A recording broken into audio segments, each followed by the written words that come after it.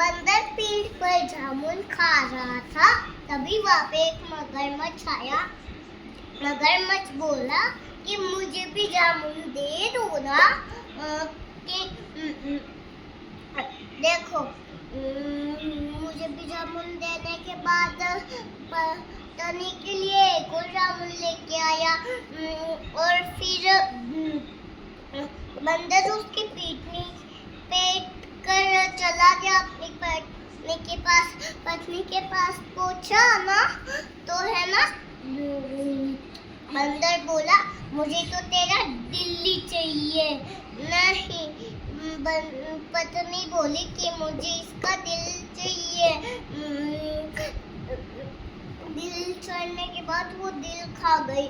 खत्म कहानी। अब इसकी कहानी तो पूरी ही खत्म हो गई। अब कब्बे की कहानी सुनते हैं।